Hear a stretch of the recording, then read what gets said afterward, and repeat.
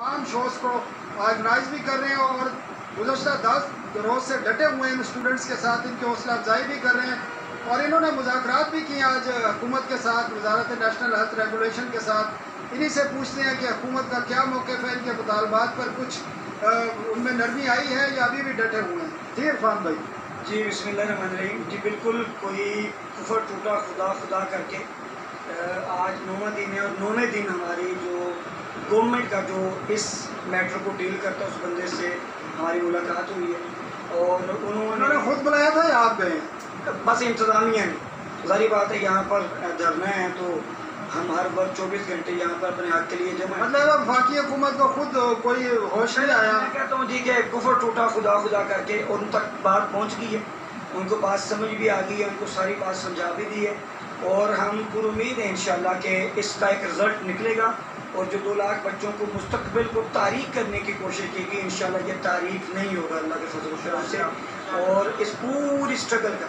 ये जो पाकिस्तान की तारीख में स्टूडेंट्स पहली मरतबा उठे, पॉलिटिकल जमातों का तो सुना था और स्टूडेंट्स ने यहाँ पर 10 दिन बैठ के ये साबित किया कि अगर आपने अपना हक लेना है और अगर आप हक पर हैं तो फिर आपको डटना होगा। तो यही मेरी पूरी कौम के नौजवानों से उम्मीद है, कभी भी नाइंसाफ़ी के साथ कंप्रोमाइज़ ना करें। इंशाल्लाह हमको उम्मीद है कि ये अब जो मामला शुरू हुए हैं और उन्होंने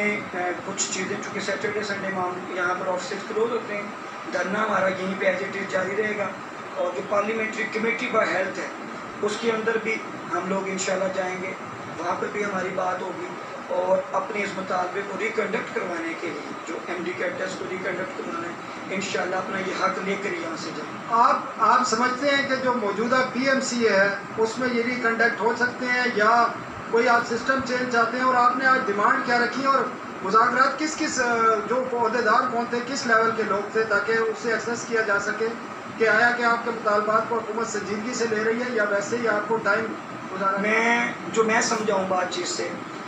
मैं नाम अभी नहीं डिस्क्लोज़ करता उनका, वो एक बड़ी हुकूमती शख्सियत हैं, उनके साथ हमारी बात हुई। चूँकि अभी मैं करूँ तो वो मुनासिब नहीं है, उन्होंने भी कहा कि अभी मेरा नाम डिस्क्लोज़ नहीं करना। हमने उनको मैसेज ये दिया है सीधा सीधा कि ये PMC नाअहलों का टोला है, इनके हाथों में हमारे बच्चों का मुस्तकबिल है और हमने उन्हें ये भी कन्वे किया है कि यही यूथ है जिसने इमरान खान साहब को वोट दे के वज़ीर-ए-आज़म बनाया था। ये जो परसों हमारे ऊपर लाठी चार्ज हुआ और यहाँ पे तशद्दुद हुआ, सिर्फ उस